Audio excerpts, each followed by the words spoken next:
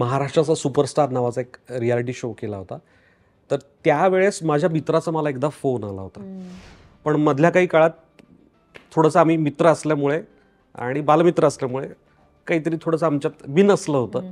मग आता ते परत सॉर्ट आउट झालं आणि मित्रच आहे म्हटल्यानंतर भांडणं काही ह्या सगळ्या गोष्टी होत राहणार. आगमनाच्या तयारीपासून ते तो थोडासा आता रांगेपर्यंत चालेपर्यंत पूर्णपणे मी एक म्हणतो ना आपण फादरहूड आयुष्य, तर ते सगळं एन्जॉय करत होतो. आयुष्य बदलून जातं, प्रायोरिटी बदलतात तुमच्या आणि हे जे खांदे असतात की नाही त्याच्यावर एक जबाबदारीचं एक भार येतो, जी आवडणारी अशी जबाबदारी असते.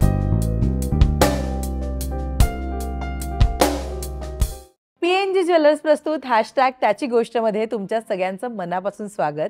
आज मी एका मस्त कलाकाराला भेटतेय. खरं तर खूप दिवसांनंतर मी त्याच्याशी गप्पा मारतेय. त्याचा चित्रपट अभंग तुकाराम आपल्या सगळ्यांच्या भेटीला येतोय नोव्हेंबर महिन्यामध्ये. स्वागत करूया अभिनेता निखिल राऊत याचं.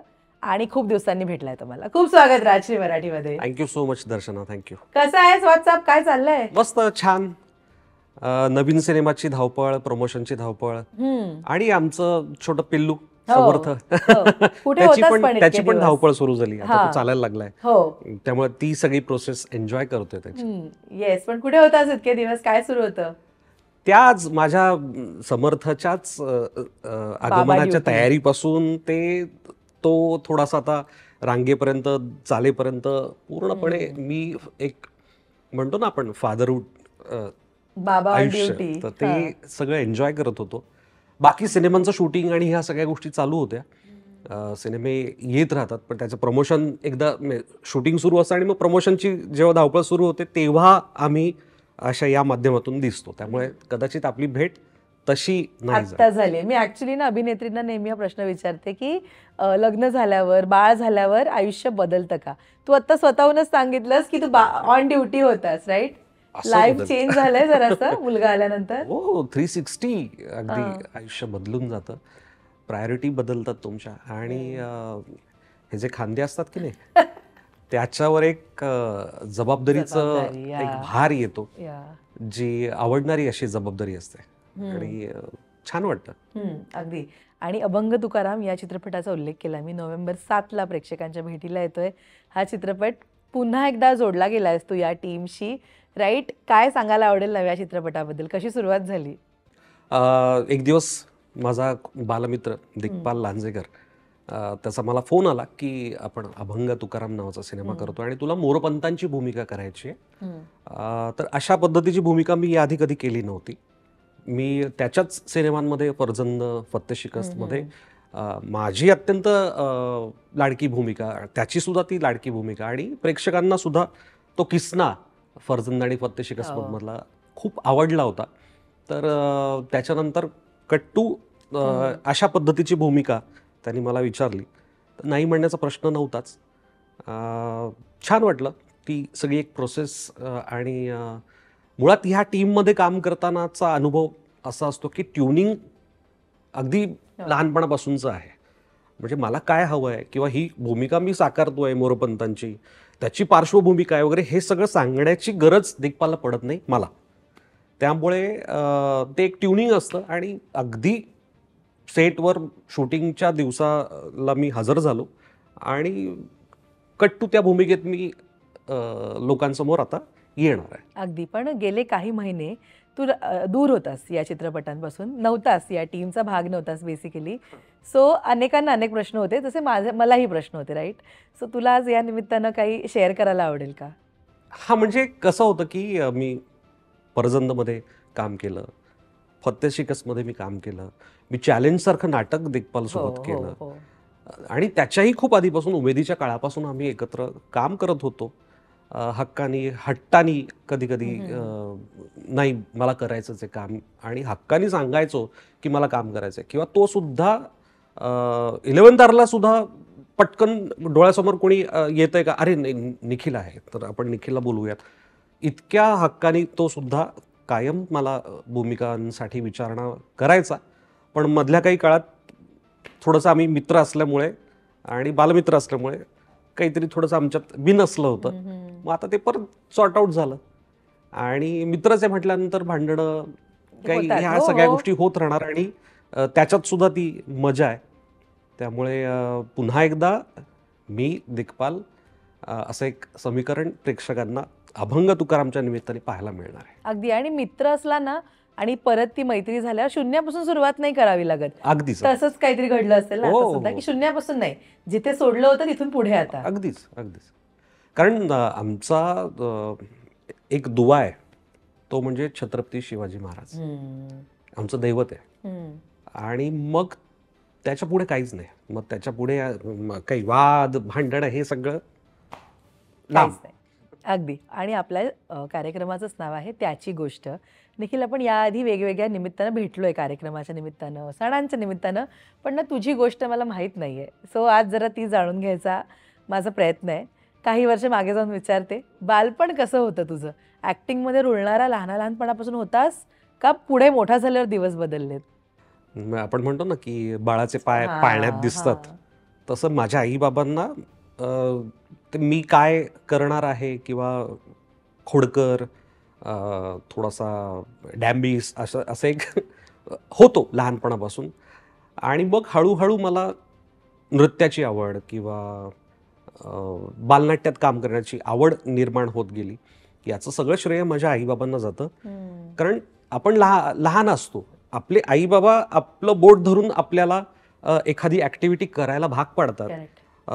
अर्थात तुम्हाला त्याच्यात आवड असेल तर तुम्ही आणखीन ती ॲक्टिव्हिटी छान पद्धतीने पुढे घेऊन जाता. तसं ते माझ्या बाबतीत घडलं. मला त्याच्यातली आवड निर्माण होत गेली आणि मग त्याचं रूपांतर मग प्रोफेशनमध्ये आता झालंय.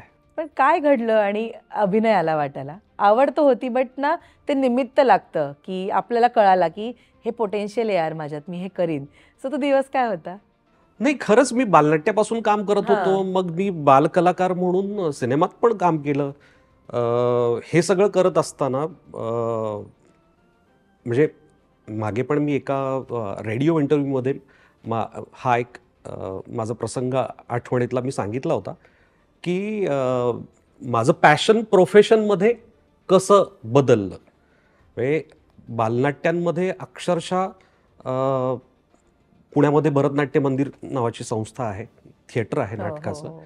तर त्या थिएटरमध्ये बालनाट्यांचा महोत्सव असायचा. हम्म. आणि त्या बालनाट्याच्या महोत्सवांमध्ये सलग 5 दिवस बालनाट्य सादर केली जायची वेगवेगळ्या संस्थांची. पण त्या वेगवेगळ्या संस्थांच्या बालनाट्यामध्ये प्रमुख भूमिकेत निखिल राऊत असायचा. ओ. त्यामुळे एकदा असं घडलं की शक्तिमान त्यावेळेस खूप फेमस होते, मुकेश खन्ना सर. आणि ते आमच्या त्या बालनाट्य महोत्सवाच्या सांगता समारंभाला आले होते, येणार होते. आणि ते आले, छान त्यांचा एक फॅन फॉलोईंग होता आणि सगळा प्रेक्षक वर्ग त्यांच्याजवळ जमा झाला आणि तितकाच ऑडियन्स माझ्याजवळ जमा झाला. वाव. तितकेच लहान मुलं माझ्याजवळ गर्दी करून जमा झाले. मग आम्ही त्यांना गोष्टीची पुस्तकं वाटायचो. तर ती गोष्टीची पुस्तकं वाटताना एक छोटी मुलगी माझ्याजवळ आली आणि तिने अगदी छोटंसं स्केच पेन माझ्या हातात दिलं आणि मी दिलेलं गोष्टीचं पुस्तक तिने पुढे केलं आणि मला म्हणाली, दादा मला याच्यावर तुझी सही दे ना. तर ते सहीचं ऑटोग्राफ होणं, ही मुवमेंट त्या क्षणी माझ्या बाबतीत घडली. आणि ती सही मागत असताना ती मला म्हणाले की दादा तू सकाळी आमच्या घरी दूध टाकतोस ना. हां. हां. तर तो स्ट्रगलचा काळ, तो बालनाट्यांमधला माझा अनुभव. आणि अचानक ती अशी मला एक माझ्या कामाची पण पावती आणि एक हळवा कॉर्नर होता. पण मी आयुष्यभर त्या मुलीचा चेहरा विसरणार नाही. आणि माझ्या आयुष्यातला माझा ऑटोग्राफ, सहीचा ऑटोग्राफ होणं काय असतं, ती मुवमेंट मला त्या मुलीने दिली. तेव्हा तू किती वर्षांचा असेल? मी त्यावेळेस शाळेत होतो, 9वी-10वीला असेल. काम 8वी ला. करायचास? हो, मी बालनाट्यात काम करायचो. नाही, इतर जे ते मुले. मी कसं असतं की एक आर्थिक जबाबदारी पण कधी कधी लहान वयात तुमच्या खांद्यावर येते. तसं माझ्या कुटुंबाला हातभार लावणं ही पण एक माझ्यावर जबाबदारी त्या वयात पडली. कारण माझे बाबा एका ठिकाणी खूप छान पोस्टवर काम करत असताना अचानक त्यांची कंपनी लॉकआउट झाली आणि त्याच्यानंतर एक सुखवस्तू कुटुंब, छान मध्यमवर्गीय पण छान कुटुंब आमचं, चौकोनी कुटुंब अचानक सगळं कोलॅप्स झाल्यासारखं झालं. आणि मग अक्षरशः शैक्षणिक खर्च भागवण्यापासून काहीतरी आपण आपल्या घराला हातभार लावूयात त्याकरता मग ती एक जबाबदारी उचलली आणि मी सकाळी दूध टाकायचो. त्याला मला काही त्याच्याबद्दल हे वाटत नाही. मी कष्टच करत होतो आणि ती कष्टाची सवय मला त्या कामामुळे लागली. दूध टाकायचो छान. त्याच्यात सुद्धा अनेक गोष्टी आहेत की मी अक्षरशः सकाळी सायकलवर दूध टाकून भरतनाट्य मंदिरच्या बाहेर ती सायकल लावायची, आतमध्ये जायचं, कपडे घालायचे, मेकअप केला तर केला, नाही तर डायरेक्ट स्टेजवर एंट्री करायची. इथपर्यंत ती सगळी धावपळ माझी असायची. म्हणजे माझं वैयक्तिक आयुष्य वेगळं आणि मग स्टेजवर मला खेळायला मिळतंय, खऱ्या अर्थाने मला परफॉर्म करायला मिळतंय, त्याच्यात मला आनंद असायचा. अरे यार, असं असतं ना की जे तू म्हणालास की आर्थिक गणित ही कोणालाच चुकलेली नाहीयेत आणि ती तुम्हाला ना परिस्थितीचं भान देते खरं तर अनेकदा. तर मला सांग, अशा वेळी होतं ना की आपण ज्या इंडस्ट्रीमध्ये काम करतोय, तुझं ठरलं होतं अभिनय, ज्या इंडस्ट्रीत काम करतोय ती खूप बेभरवशाची आहे किंवा सुरुवातीलाच तुम्हाला खूप पैसे मिळत नाहीत, तेव्हा आपल्या घरची परिस्थिती बदलणं ही प्रायोरिटी असू शकते. तू नव्हता विचार केला की आपण प्लॅन बी काहीतरी निवडूया, छान पैसे कमवूयात, परिस्थिती बदलूया आणि हे तर पॅशन आहेच आपलं? याला सुद्धा एक घटना कारणीभूत ठरली माझ्या आयुष्यात, जे की प्रत्येक मध्यमवर्गीय कुटुंबातल्या मुलाला त्याच्या घरी सांगणं असतंच की बाबा रे तू शिक, शिक्षण आणि घे नोकरी कर. आणि नोकरी कर. एक सेट काहीतरी असलं पाहिजे. Correct. बँकेत तुझ्या एक दर महिन्याला अमाऊंट पडली आली. पाहिजे. हे क्षेत्र आळवावरचं पाणी आहे. बरोबर. याच्यामध्ये आज काम आहे तर उद्या नाही आहे, किंवा आज काम आहे त्याला भरपूर पैसे मिळाले आणि उद्या काम आहे त्याचे काही पैसे मिळणार नाही. आणि ती स्टेज किंवा तो काळ तर असा होता उमेदीचा की ज्याच्यात काम मिळतंय ना हेच मोठी गोष्ट आहे, पैसे खूप लांबची लांबची गोष्ट आहे. राईट. असं तो उमेदीचा काळ हो होता. हो. आणि जबाबदारी पण होती, घराला पण हातभार लावायचा होता.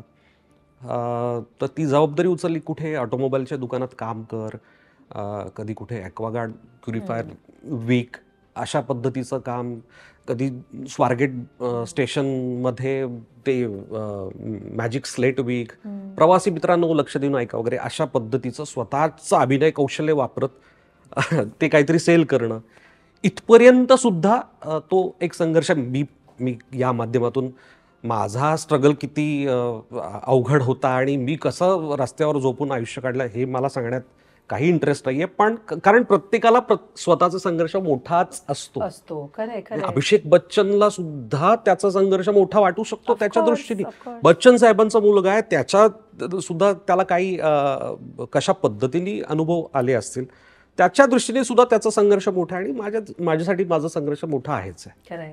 त्यामुळे एक घटना अशी घडली की मी जेव्हा ते प्युरिफायर विकत होतो आणि एका सोसायटीमध्ये दुपारच्या वेळेत मी ते विकायला एका सिक्युरिटीवाल्याला थोडी रिक्वेस्ट केली, मी जाऊ का वर? तर तो म्हणाला हां जा काही नाही जाओ. आणि मी तो प्युरिफायर विकायला म्हणून एका सोसायटीत गेलो. पहिला मजला कोणी नव्हतं, दुसऱ्या मजल्यावर नाही नको म्हणून सांगितलं, तिसऱ्या मजल्यावर गेलो आणि एक घराचा दरवाजा अर्धा किलकिला असा उघडा होता आणि मी बघितलं आधी कोणी आहे का आतमध्ये. दिसल्या मला एक काकू दिसल्या, बेल दाबली, त्यांना बोलवलं, त्यांना रिक्वेस्ट केली, म्हटलं 2 मिनिटं तुमच्याशी बोलू शकतो का, अगदी नम्रपणे. तर त्यांनी मला एक खूप घाणेरडी शिवी घातली आणि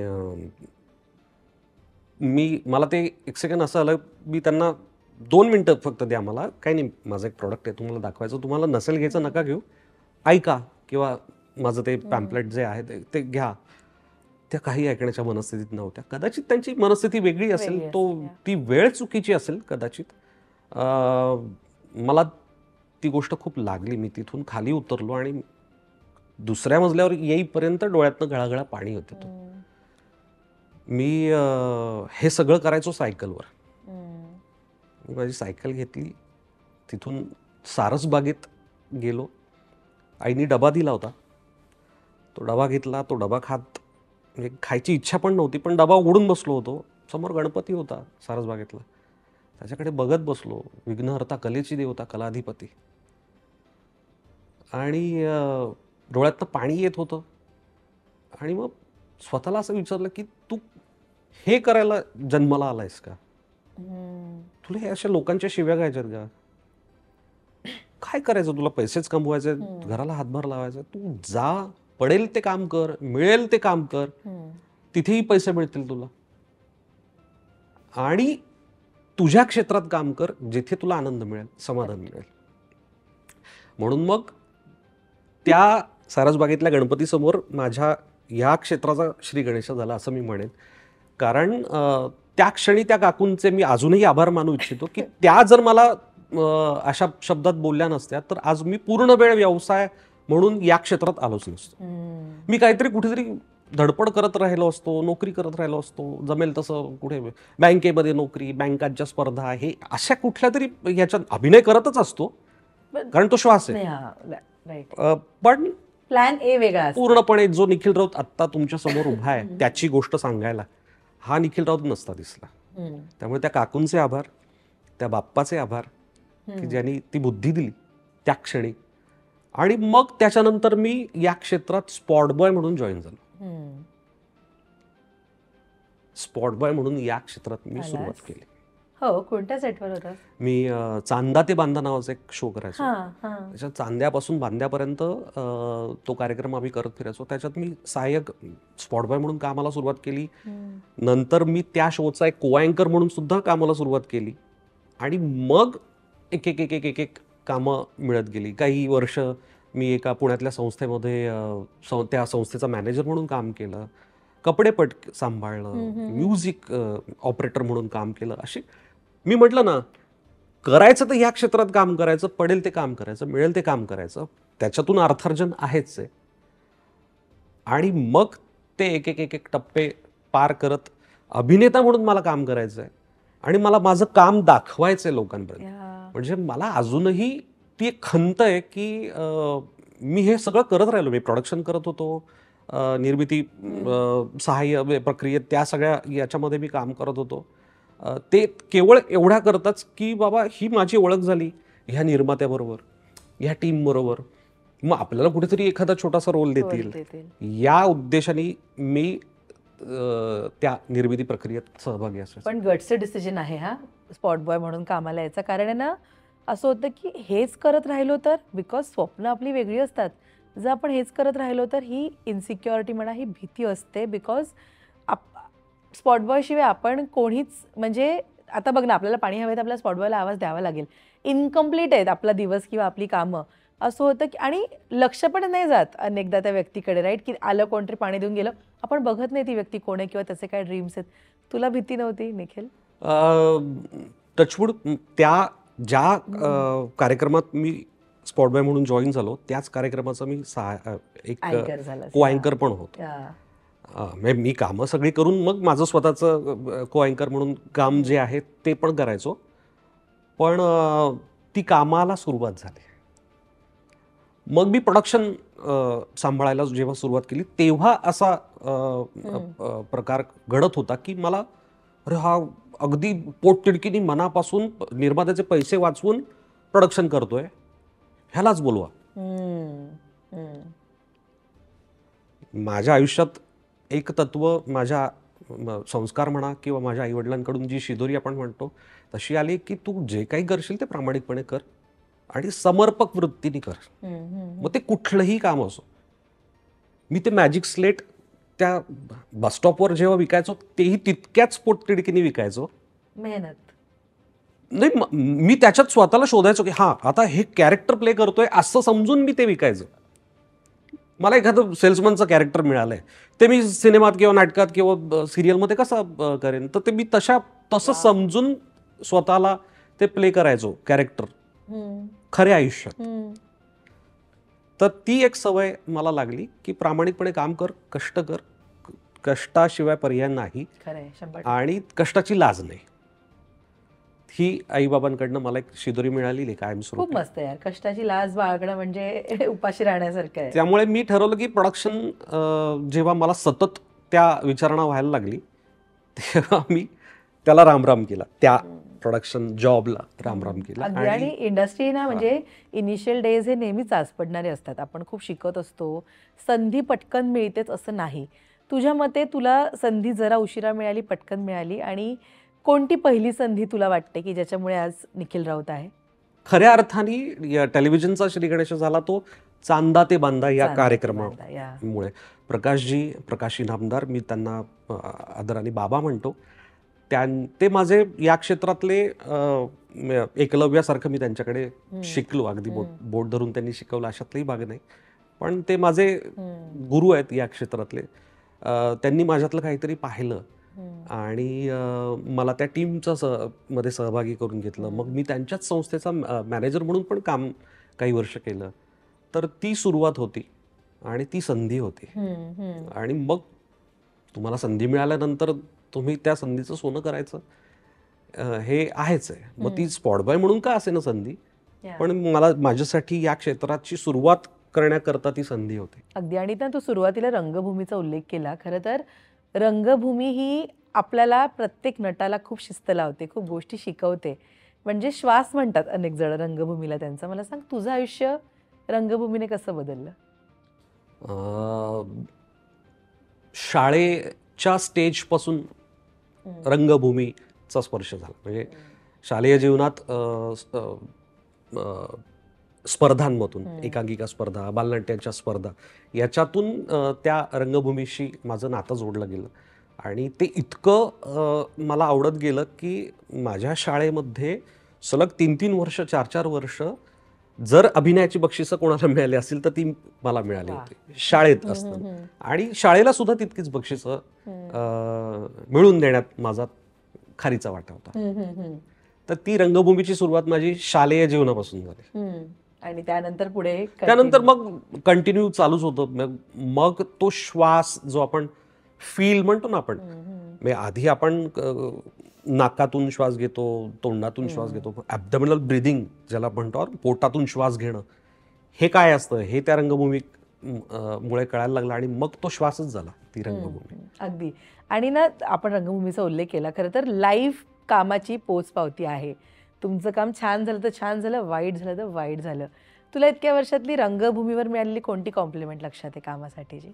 खूप आहेत. म्हणजे मी आता मगाशी उल्लेख केला की बालनाट्याच्या माझ्या त्या कामाला इम्प्रेस होऊन एका छोट्याशा मुलीने माझ्याकडनं सही घेतली. तर ही पहिली पावती माझ्या कामाची मला त्या क्षणी मिळाली. आणि मग टप्प्याटप्प्याने जसजसं मी व्यावसायिक नाटकांमध्ये काम करत गेलो तसं तसे अनेक अनुभव आले. पण एक खूप माझ्या जवळचा एक अनुभव सांगावासा वाटतं, तो म्हणजे आदरणीय बाबासाहेब पुरंदरे. हे जे एकदा मी जाणता राजातला एक छोटासा एक ॲक्ट मी एकदा शिवजयंतीच्या मिरवणुकीमध्ये करत होतो आणि मी बाल शिवाजींच्या भूमिकेत होतो. आणि तेव्हा बाबासाहेब पुरंदरे ती मिरवणूक पाहायला आले होते लाल महालाजवळ. आणि त्यांनी मला शिवाजी, बालशिवाजी म्हणून बघितल्यानंतर त्यांनी मला मुजरा केला. अय्यो, वाव. त्यांनी मला, हा त्यांचा मोठेपणा आहे, ते नतमस्तक होतात छत्रपतींसमोर. आणि मला असं झालं की हे मला का मुजरा करतायत, हे माझ्या का पाया पडतायत. मी लहान होतो, मी शिवाजी महाराज भूमिकेत जरी असलो तरी मी मोठ्यांच्या गुरुतुल्य व्यक्तींच्या पाया पडणं ही संस्कार होते. मी त्यांच्या पाया पडायला, त्यांनी नाही म्हणून सांगितलं, राजे तुम्ही नाही पाया पडायचं, असं मला त्यांच्या अजूनही कानात स्वर त्यांचा घुमतोय. आणि कट्टू काही वर्षांनंतर मी जेव्हा चॅलेंज नावाचं नाटक करत होतो दिग्पालचंच, त्याच्यात मी सावरकरांची भूमिका करायचो. विनायक दामोदर सावरकरांची भूमिका मी त्याच्यात करत असताना एका प्रयोगाला पुन्हा बाबासाहेब पुरंदरे आले होते. आणि ते त्या सावरकरांच्या भूमिकेतल्या, त्या सावरकरांना, म्हणजे त्या भूमिकेत मी असलो तरी त्या तात्यारावांच्या पाया पडले. म्हणजे माझ्या आयुष्यात असे 2 प्रसंग घडले की जेव्हा बाबासाहेब पुरंदरे स्वतःहून आले आणि ते त्या भूमिकेत समोर नतमस्तक झाले. ह्यात माझं काही श्रेय नाहीये. खरं आहे. ते तात्यारावांचं श्रेय आहे, छत्रपती शिवाजी महाराजांचं श्रेय आहे. पण तो माणूस किती मोठा होता. खरं आहे. तर हे 2 प्रसंग आहेत की जिथे आपल्याला एकदम भरून पावल्यासारखं होतं की आपल्या कामाची पावती मिळाल्यासारखं. आणि चॅलेंजमध्येच असे अनेक प्रसंग घडले की अक्षरशः घळाघळा रडत माझ्या त्या भूमिकेची पावती प्रेक्षक द्यायचे. 5-5 हजारांची पाकिटं कौतुक म्हणून, द्यायचं. एक आशीर्वाद म्हणून द्यायचे. तर हे हे हे खूप विलक्षण होतं. मग या क्षेत्रातली तुझी सगळ्यात पहिली कमाई किती रुपये होती? अभिनयातली माझी सगळ्यात पहिली कमाई होती ₹150. हम्म. आणि ती सुद्धा होती शाळेत असताना आम्ही आकाशवाणी करता एक कार्यक्रम केला होता. त्यामध्ये मी सहभागी झालो होतो. तेव्हा मला आकाशवाणीकडून तो चेक मिळाला होता. काय केलेस तू ते ₹150? नाही आठवत आता, पण ते ₹150 तो केलेस ना? चेक बाबांकडे तो चेकच आला होता ना, त्यामुळे ते त्यांनी मला नंतर दिलेच असतील. पण खूप ऑडिशन्स असतात, कलाकारांना द्यावेच लागतात तेवढे ऑडिशन्स. तुझ्या कुठलं लक्षात राहणारं ऑडिशन आहे इतक्या वर्षातलं? ऑडिशन तर माझ्याकडे ना लक्षात राहणार, खरं सांगू का तुला दर्शना, मी मूळचं पुण्याचं. हो. मी मुंबईत जेव्हा यायचो तेव्हा माझ्याकडे राहण्यासाठी काही नव्हतं. साधन नव्हतं, म्हणजे राहायची काही सोय नव्हती. मी दादर टीटीला झोपायचो, सुलभमध्ये आंघोळ करायचो आणि ऑडिशनला जायचो. जे की आत्ताची मुलं पण अशाच पद्धतीचं स्ट्रगल करतात. ते येतात कुठेतरी मॉलमध्ये चेंज वगैरे करतात आणि ऑडिशन्स वगैरे देतात. तर मी तसंच करायचो, पण मी रात्रभर झोपायचो स्टेशनला. आणि दुसऱ्या दिवशी इथे ऑडिशन आहे, तिसऱ्या दिवशी तिकडे ऑडिशन आहे. ते 2 दिवसाचं प्लॅनिंग करून येणं वगैरे असं सगळं असायचं. तर त्यावेळेस असं घडायचं की मी कुठल्या ऑडिशनला चाललोय याची नोंद माझ्याकडे असायची. माझी डायरी होती आणि त्या डायरीमध्ये मी ऑडिशन क्रमांक 708, 705, मी हा आकडा अतिशयोक्ती करून नाही सांगत, एवढे दिले अशा ऑडिशन माझ्याकडे लिहिलेल्या असायच्या. माझ्याकडे त्यांचे ॲड्रेस असायचे, माझा फोटो असायचा. घाणेरडे फोटो होते ते, मला आता अजिबात आवडत नाही. म्हणजे त्या फोटोच्या मागे आपलं नाव लिहिलेलं असायचं, पत्ता लिहिलेला असायचा, शेजारच्यांचा फोन नंबर लिहिलेला असायचा. कारण त्यावेळेस मोबाईल वगैरे नव्हते, लँडलाईन होता. तर मग कधी मामाचा लँडलाईन नंबर किंवा शेजारच्यांचा कोणाचा तरी लँडलाईन नंबर लिहिलेला असायचा. आणि अशी कामं शोधण्याकरता ती पायपीट व्हायची. पण एवढ्या सगळ्या ऑडिशन नंतर काम नाही मिळालं. नाही मिळालं. आणि मला ऑडिशनचा तेव्हापासून जरा मी धसका घेतला. अरे एवढ्या ऑडिशन्स देतोय आणि मला कामं का मिळत नाही आहे. पण मी कुठेतरी प्रोडक्शनचं काम केलं आहे, कुठेतरी स्पॉटचं काम केलं आहे, कुठेतरी म्युझिक ऑपरेटर म्हणून काम केलं आहे. त्या माझ्या टीमच्या ओळखीतून मला काही ना काही छोटे छोटे रोल मिळत गेले. आणि त्या एका कामातून मला पुढचं काम मिळत गेलं. माझ्या कामातून मला काम मिळत गेलं. ह्यासाठी मी त्या सगळ्या लोकांचा कायम आभारी असेल की मला त्या कामातनं काम मिळत गेलं. आणि मग फार ऑडिशन देण्याचा तितकासा संबंध तेव्हापासून ऍक्च्युली असं होतं ना की आपण मुंबईमध्ये आपण येतो, पण इथे ना राहणं सोपं नाहीये. म्हणजे महागाई आहे, घराचे रेंट इतके आहेत, खाणं पिणं सोपं आहे नो डाऊट, आपल्याकडे पब्लिक ट्रान्सपोर्ट आहे, पण भाडीच इतकी आहेत घराची ना की सर्व्हायव्हल पासूनच प्रश्न असतो इथे. तू किती वर्षांनी स्थायिक झालास मुंबईत? आता मी मुंबईमध्ये माझं बस्तान बसलंय, हे किती वर्षांनी झालं? आलो तेव्हा मी मगाशी उल्लेख केला, दादर टीटीवर झोपायचो, मित्राच्या गच्चीत राहायचो. मग पीजी म्हणून राहायला सुरुवात केली. मग हळूहळू स्वतंत्र रेंटवर घर घेऊन राहायला सुरुवात केली. मग लग्न झालं, बायको आली, आई बाबा पण कधी कधी येऊन जाऊन राहायचे. असं सगळं चालू होतं. पण 2020 हे असं वर्ष आलं की जेव्हा माझं स्वतःचं मुंबईत घर झालं 2020ला.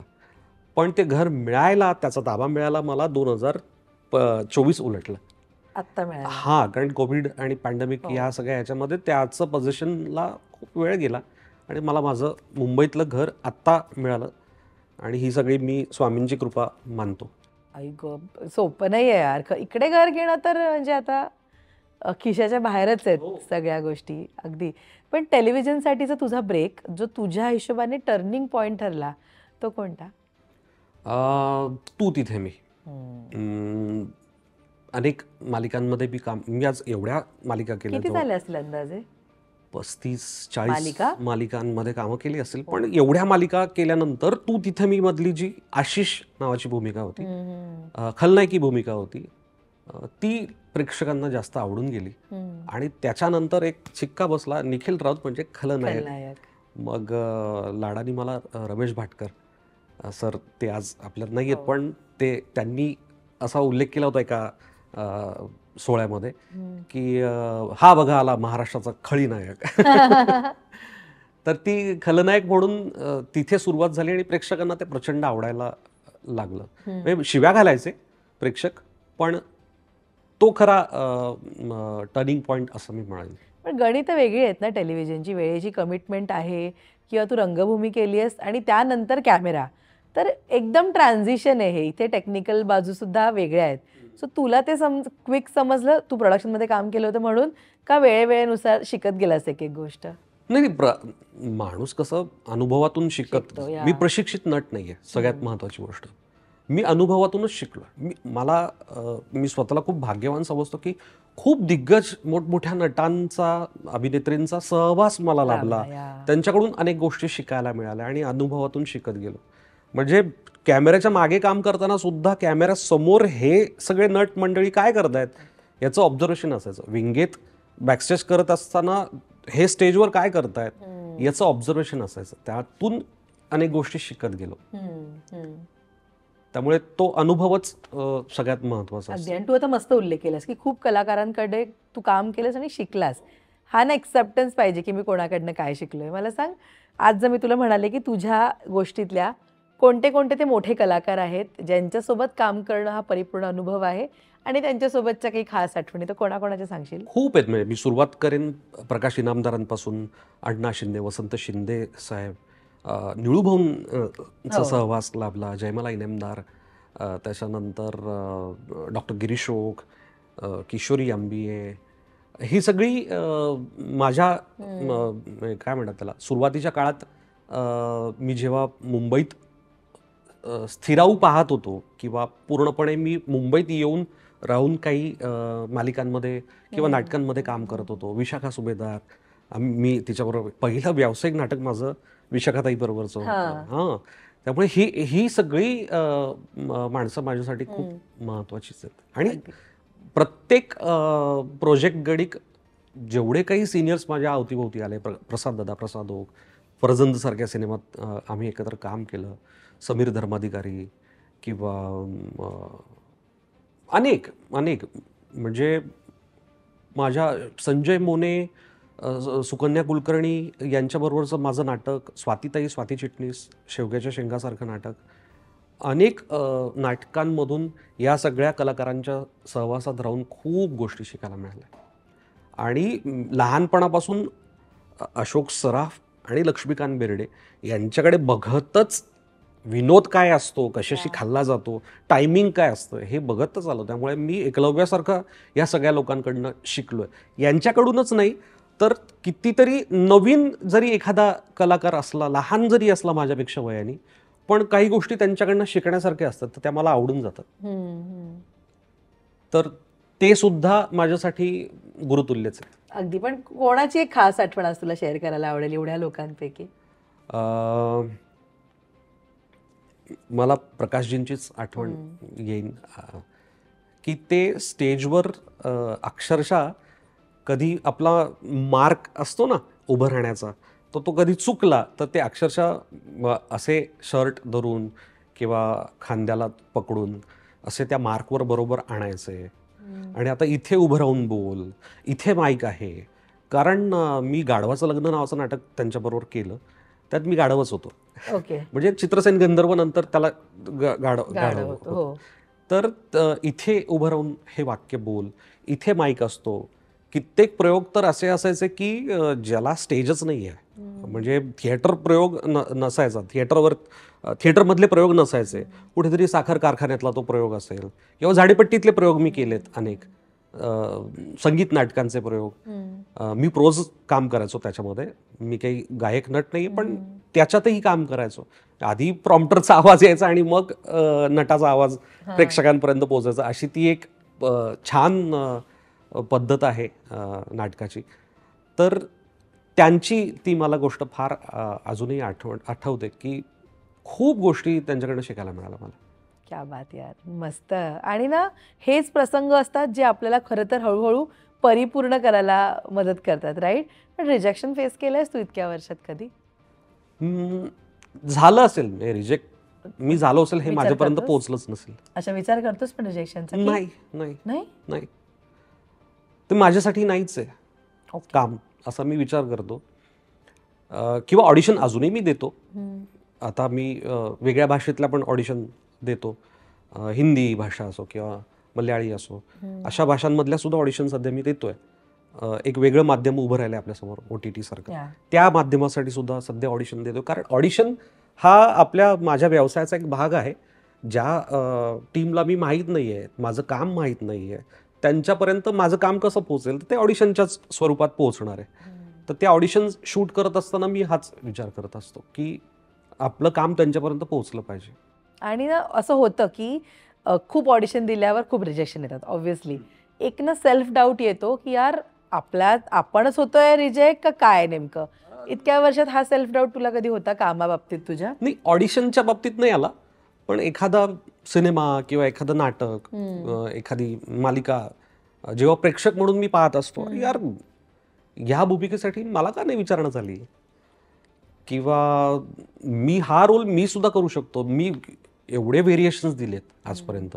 मी कॉमेडी केलंय, मी सिरियस केलंय, मी नेगेटिव्ह केलंय, मी ऐतिहासिक केलंय, सगळ्या पद्धतीच्या भूमिका मी साकारल्यात.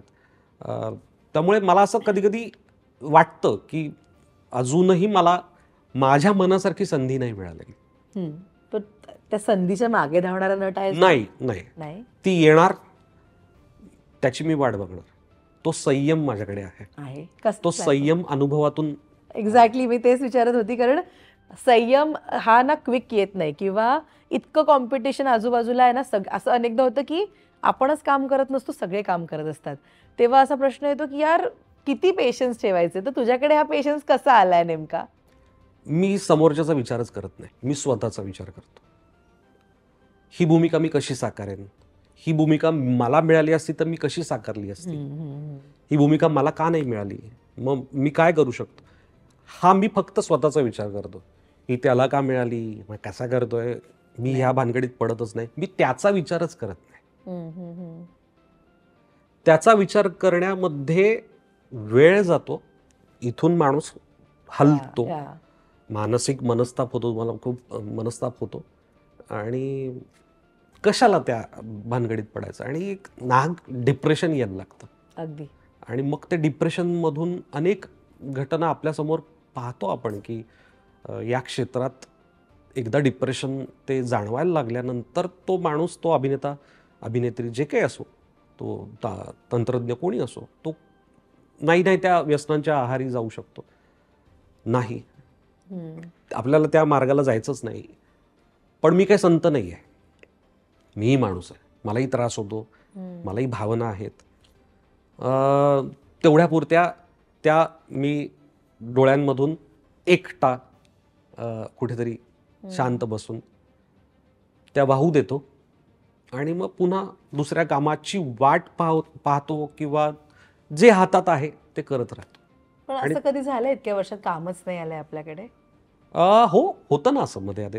हो, अगदी 5-5, 6-6 महिने कधी काम नाहीये, असंही झालंय.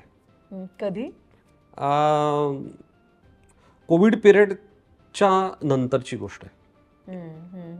मग त्याच्यात मग मी एक मालिका घेतली करायला, येऊ कशी तशी मी नांदायला, आणि ते काम मला त्याच्यातनं बाहेर काढण्याकरता मदत झाली. ते जरी नकारात्मक कॅरेक्टर असलं तरी राग यायचा त्या निखिलचा, राग यायचा, मोहितचा लिटरली राग यायचा. मी पूर्ण मालिका फॉलो केली ती. काय म्हणजे किती कारस्थानी जेन्युअनली मोहितचा राग यायचा. ती एक वृत्ती आहे. मोहित मोहित हे जर माझं येऊ कशी तशी मधलं कॅरेक्टर जर बघितलं तर हा मोहित आणि हा निखिल राऊत, हे जर आपण बघितलं तर हा मोहित आहे, हा निखिल राऊत आहे.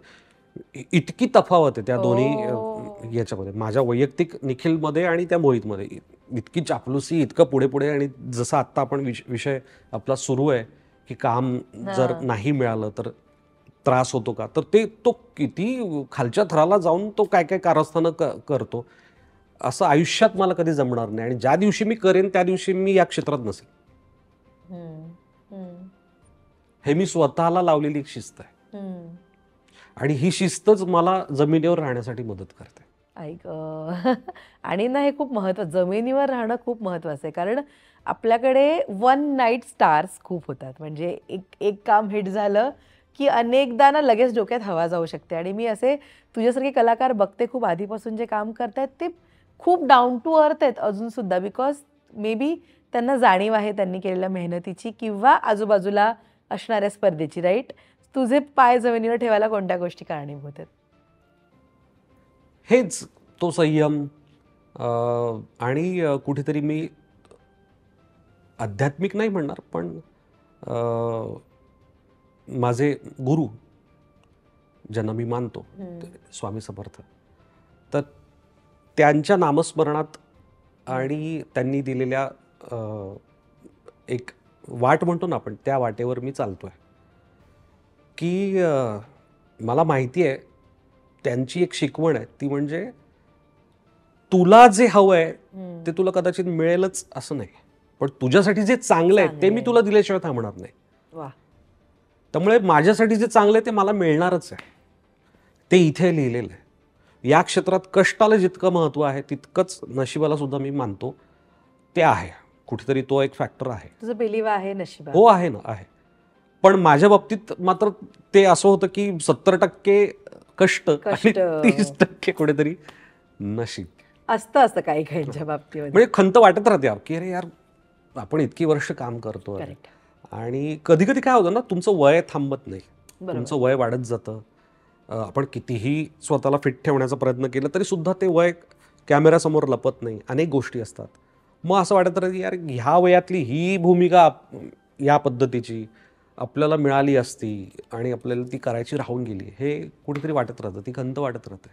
पण अनेक अनुभव असतात ना आपल्या गाठीची, चांगली वाईट.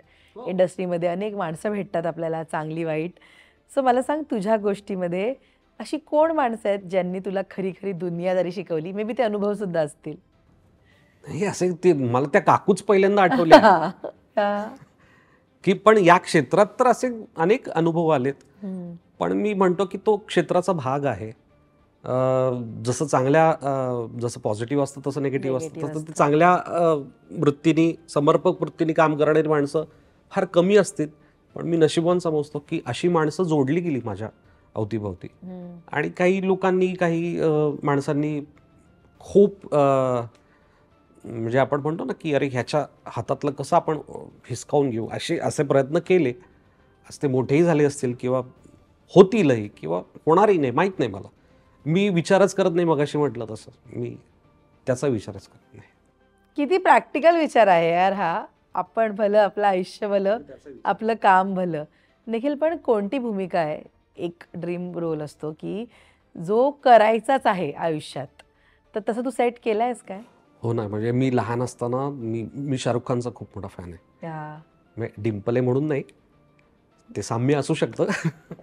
पण म्हणतो ना आपण की जसं मी अशोक सराफ, लक्ष्मीकांत बेर्डे, निळू फुले ह्या सगळ्यांना पाहत, आपण मराठी सिनेमे पाहत मोठा झालो, तसंच मी हिंदी सिनेमांमधला शाहरुख खानला पाहत मोठा झालो आहे.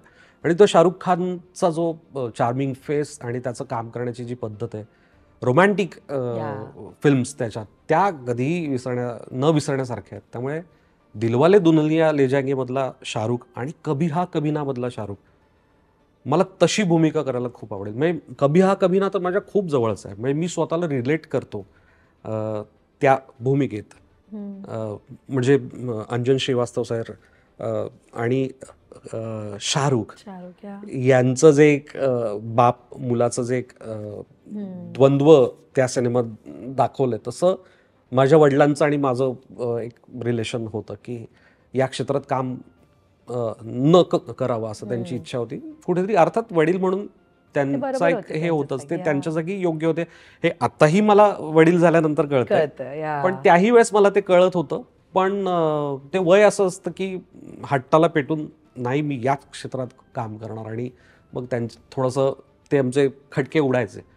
तर तसं ते मी स्वतःला फार त्या भूमिकेत पाहतो.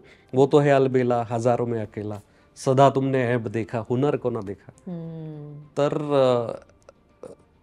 ती तसं आठवण आहे. म्हणजे अगदी. अजूनही मला हे गाणं आठवल्यानंतर तर अजून ते फील होतं. आणि तू आता बाबांची आठवण काढलीस, खरं तर मी तुला विचारणार होते की आपल्या क्षेत्रामध्ये काम करताना आपल्या फॅमिलीचा सपोर्ट खूप महत्त्वाचा असतो आणि बायकोचा सपोर्ट तर तुला आहेच, व्यवस्थित आहे. आणि ना म्हणजे आपला पार्टनर आपल्यासाठी अवेलेबल असेल तर आपण जग जिंकू शकतो, हे असे राईट. मला सुरुवातीपासून आत्तापर्यंत सांग, तुझ्या घरच्यांनी तुला किती स्ट्रॉंगली सपोर्ट केला आहे या प्रत्येक आत्तापर्यंत तुझ्या करिअर जर्नीमध्ये? बिकॉज ही अप्स अँड डाऊन्स खूप असतात. अशा वेळी कोणतरी हवं आपल्या खंबीरपणे पाठीशी बसणारं, की बाबा ठीक आहे आत्ता नाही, उद्या होईल होईल होईल. तसं कोण आहे? ती खंबीर साथ माझ्या आईची होती हम्म. कायम. लाडका म्हणा आईचा, किंवा तिला ती समज होती की अरे हा, तिला ते जाणवत होतं, तिला ते दिसत होतं की हा काहीतरी करू शकेल, हा काहीतरी घडवू शकेल. तर ते ती पाहत होती. त्याच्यामुळे कित्येकदा मी शूटिंगसाठी बाहेर गेलो हे घरी माहीतही नसायचं, पण आईला माहीत असायचं. कधी कधी ताईला माहीत असायचं, माझ्या बहिणीला माहीत असायचं. तर आणि मग टप्प्याटप्प्यांनी आयुष्य असं बदलत गेलं की मग मी जेव्हा महाराष्ट्राचा सुपरस्टार नावाचा एक रियालिटी शो केला होता, तर त्यावेळेस माझ्या मित्राचा मला एकदा फोन आला होता की अरे निख्या, मी काकांना तुझं ते पोस्टर लावताना बघितलं बरं का. ते बस स्टॉपवर चढून पोस्टर लावत होते, महाराष्ट्राचा सुपरस्टार, वाव, किती वोट छान. फॉर निखिल. हम्म. त्या क्षणानंतर ना माझा त्यांच्याकडे पाहण्याचा या. दृष्टिकोन पण बदलला आणि त्यांचा विरोध पण मावळला. या. खरंच आपले आई आणि वडील ते आपले नकळत शेवटी खूप करत असतात आपल्यासाठी, हो, है ना? खूप प्राऊड असतील ते आता तू हो, जे हो, काही काम हो. करतोस. त्यांना आनंद होतो. अं, अजूनही आमचे कधी कधी तात्विक मुद्दे असतात वादाचे, हा. ते ठीक आहे. ते छान चालू राहतं आमचं. पण या क्षेत्रात निखिल नंदकुमार राऊत असं जेव्हा नाव लागतं, किंवा निखिल राऊत हा त्यांचा मुलगा, हे जेव्हा अभिमानाने ते स्वतः सांगतात, तेव्हा मलाही बरं वाटतं, त्यांनाही खूप छान वाटतं. पण त्यांनी कुठलं तुझं सगळ्यात जास्त काम अप्रिशिएट केलं? त्यांना माझं चॅलेंजमधलं काम चॅलेंज, खूप या. आवडलं होतं. सावरकरांची भूमिका म्हणजे ते घळाघळा रडत त्यांनी सुद्धा मला मिठी नाही मारली. ग, वाव, किती मस्त. असं आहे तर. आणि ना तू मगाशी उल्लेख केलास की आपण जेव्हा खूप विचार करतो किंवा कोण काय बोलतं, लोकांचा विचार करतो, तेव्हा ते तुमच्या मेंटल हेल्थवर इफेक्ट करतं. आणि आत्ता तुम्ही कलाकार, एक वेगळा प्रोजेक्ट, एक वेगळी भूमिका, वेगळं कॅरेक्टर, वेगळे इमोशन्स. मला सांग निखिल, इतक्या वर्षात, इतक्या अप्स अँड डाऊन्समध्ये, आधीची वाईट वेगळी परिस्थिती, आत्ता जरा छान दिवस, या सगळ्यामध्ये तू किती प्रायोरिटाईज करतोस तुझी मेंटल हेल्थ, तुझी मेंटल स्टेबिलिटी? आणि तो मग छान बोललास ना की तू रडतोस म्हणजे काहीच वाईट नाही, असं म्हणतात की म्हणजे पुरुष रडत नाहीत छे छे का? छे, असं काही नाही. मुळात मी सेन्सिटिव्ह आहे म्हणून मी या, अभिनेता आहे. या. आणि माझ्या मुलालाही मी हेच शिकवेन की उगाच तू रडायचं नाही किंवा हे असं तसं. मी त्यालाही नाही नाही, शिकवणार. correct तुला आहे. रडू आलं, रडायचं, रडायचं मोकळं व्हायचं. मोकळं झाल्यानंतर इथे काहीच राहत नाही. राहत नाही. Right, right. मग तो तुमचा एक हळवा कॉर्नर असू शकतो, कुठला काही तुम्हाला त्रास असू शकतो, किंवा तुम्ही कोणाकडे तरी मोकळेपणाने बोलू शकता अशा व्यक्तीकडे आपल्याला काउन्सिलरची गरज का पडते? का पडते? आपल्याला फक्त एक कान हवा आहे, माझं ऐकून घेणारा एक कान हवा आहे, दॅट्स इट. काउन्सिलर सुद्धा पैसे घेणार आणि तुमचं फक्त ऐकून घेणार. ते ऐकल्यानंतर तुम्हाला बरं वाटतं, तुम्हाला असं वाटतं हा बाब त्यांची ट्रीटमेंट मिळाली, असं काही नसतं. तो एक ऐकणारा कान हवा असतो. कधी कधी तो मिळतो, कधी कधी नाही मिळत. मग अशा वेळी एक अशी काहीतरी शक्ती आहे की जी तुमच्या पाठीशी कायम उभी राहते. माझ्या दृष्टीने ते स्वामी समर्थ आहेत. मी त्यांच्याकडे बोलतो, त्यांच्याकडे मोकळा होतो. माझे आई आहेत, माझे बाबा आहेत ते. ते फटके पण देतात, हो. जाणवतात, आणि ते की आपण चुकलोय हा, ते सांगतात वेळोवेळी. आणि अवतीभोवती ना त्यांची माणसं असतात तुझ्या मदतीला, तू काय करतोस हे पाहायला, तुझ्या सपोर्टला. त्यामुळे त्यांचा मला खूप आधार वाटतो. मी आज मुंबईत राहतो, आई बाबा पुण्याला असतात. अ, पण या मुंबईसारख्या नगरीमध्ये मी स्थिरावलो, आज स्वतःचं घर आहे. अ, तर ते स्थिरावण्यामागे सुद्धा मी जर काही मोटिवेशन म्हणा किंवा काय असेल तर ते स्वामी आहेत, बस, बाकी काय नाही. कोणीतरी एक शक्ती आहे, माझी त्यांच्यावर श्रद्धा आहे, एवढं असणं सुद्धा खूप असतं. म्हणजे प्रत्येक वेळी कोणीतरी देव किंवा तुमचा एक आयडॉल असलंच पाहिजे अशातलाही भाग नाही आहे. काही जण नास्तिकही असू शकतात, पण हे नाही आहे हे सुद्धा त्यांचा ठाम विश्वास असतो ना. तर तसं आहे कुठेतरी ते. आणि काही भूमिकासुद्धा तुम्हाला खूप काही शिकवून जातात. तसं माझ्या काही भूमिकांमधून मला त्या गोष्टी शिकायला मिळाल्या. मी छत्रपती शिवाजी महाराजांची भूमिका केली, मी स्वातंत्र्यवीर सावरकरांची भूमिका केली. त्याच्यातून मला पेशन्स शिकायला मिळाला, मला तो संयम शिकायला मिळाला. किंवा आत्ता मी अभंग तुकाराम सारखा सिनेमा करतोय, मला तुकाराम महाराजांकडून त्यांनी खूप अगाध असं तत्वज्ञान त्यांच्या अभंगांतून सांगितलंय. पण मला तुकाराम महाराजांकडून एक गोष्ट शिकायला मिळाली की आपण छोट्या छोट्या गोष्टींमध्ये डिप्रेशन येतं लोकांना. त्यांनी त्यांची गाथा पाण्यात सोडली आणि मग ती तरंगली. तर तेव्हा त्या माणसाला काय वाटलं असेल? एवढा आयुष्याचा सार लिहून ठेवला आहे आणि तो पाण्यात सोडताना त्यांना काय वाटलं असेल? साधी गोष्ट आहे, माझा आयफोन आहे, तो तू जर म्हणाली पाण्यात सोड, तर तुझ्या सांगण्यावरून मी तो पाण्यात सोडेन का? नाही सोडणार. पण त्यांनी आयुष्यभराचा ते सार पाण्यात सोडलं, त्यांना काय झालं असेल? हे शिकण्यासारखं आहे. आणि खूप सोप्या भाषेत ते अभंग लिहिले, त्या अभंगांमधून खूप काही शिकण्यासारखं आहे.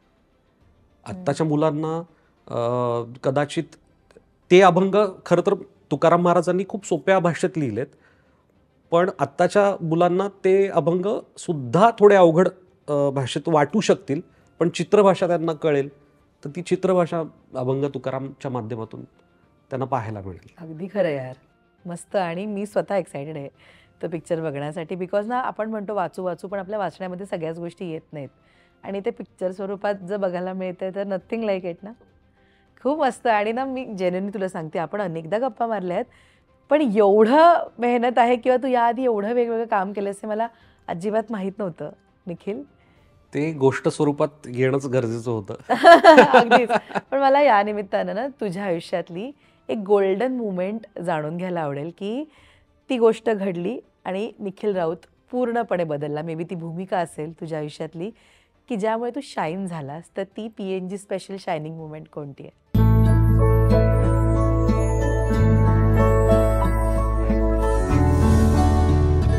PNG स्पेशल शायनिंग मुमेंट असं तू ज्याला नाव देतेस, मी मगाशी उल्लेख केला, ती एक मुमेंट माझ्या आयुष्यातली खूप महत्त्वाची आहे. आणि PNGचं नाव जसं सोन्याकरता आपण म्हणतो ना, तसं सोन्यासारखं बाळ मला मिळालं. आणि ते बाळ जेव्हा मी हातात घेतलं, मेमध्ये 2024ला 27 मेला त्याचा जन्म झाला, ते बाळ जेव्हा मी हातात घेतलं, ती मोमेंट तो सुवर्ण क्षण आहे जो मी कधीच विसरू शकणार नाही. आणि तू स्वामी समर्थांचा उल्लेख केला म्हणून तू त्याचं नाव समर्थ ठेवलंय. हो, तो त्यांचा प्रसाद आहे. म्हणजे आम्ही अनेक वर्ष मुलासाठीचे प्रयत्न सुरू होते, काही गोष्टी घडत नव्हत्या, अनेक गोष्टींमधून प्रयत्न केले, खूप खर्च केला, पण अक्षरशः डॉक्टरांनी सांगितलं की आता थांबवा सगळे प्रयत्न, आता तुम्ही ॲडॉप्ट करा मुलाला. मला त्याच्यातही काही वावगं वाटत नव्हतं, पण मयुरी माझी बायको थोडीशी त्या कारणामुळे डिप्रेशनमध्ये गेली होती आणि तिला बाहेर काढण्याकरता तिला मी आधार देत होतोच, पण तिला मी म्हटलं की स्वामी आपला आधार आहेत, तू त्यांच्यावर सोपून टाक सगळ्या गोष्टी. आणि तो विश्वास बसेल नाही बसेल माहीत नाही, पण मिरॅकल घडलं आमच्या आयुष्यात. आणि समर्थ झाला म्हणून त्याचं नाव समर्थ ठेवलं, समर्थ कारण ठेवलं. त्यांचा प्रसाद आहे तो आमच्या लेखी, त्यामुळे त्याचं नाव समर्थ ठेवून दिलं. आय होप मयुरी आता छान आहे, हो खुश आहे. हो हो, आता ती खूप खुश आहे, ती एन्जॉय करते वा. सगळ्या गोष्टी. Motherhood. मदरहूड. खूप मस्त निखिल, आणि ना छान छान भूमिका करत राहा आणि येत राहा प्रेक्षकांच्या समोर. आपण पुन्हा एकदा भेटू लवकरच नव्या प्रोजेक्टसाठी गप्पा मारायला. All the very best. तू वेळ दिलास आणि तुझी गोष्ट आज आमच्यासमोर उलगडली. खूप शुभेच्छा तुला. Thank you so much. थँक्यू. आणि चित्रपट सुद्धा येतोय प्रेक्षकांच्या भेटीला 7 नोव्हेंबरला. काय जाता जाता अपील करशील सगळ्या प्रेक्षकांना? आत्ताच्या या धकाधकीच्या काळात आपण कुठेतरी वाचन संस्कृती फारशी राहिली नाही आहे. तुकाराम महाराजांची गाथा हा वारकरी संप्रदायाचा एक अविभाज्य असा भाग आहे आणि खूप असा पवित्र ग्रंथ आहे, ज्याच्यात हजारो ओव्या, हजारो अभंग लिहिलेले आहेत. तुकाराम महाराजांनी खूप सोप्या भाषेत लिहिलेले आहेत, पण आत्ताच्या काळात त्या ह्या जेनझी पिढीला ते अवघड वाटू शकतात, पण चित्रभाषेत ते खूप छान तुम्हाला समजतील, उमजतील. त्यातलं तत्त्वज्ञान तुम्हाला खूप काही सांगून जाईल.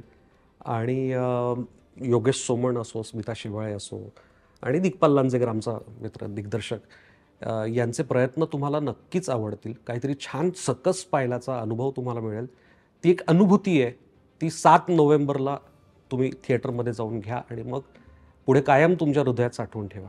Yes. अभंग तुकाराम नक्की पहा. Thank you so much. All the best. Thank you so much.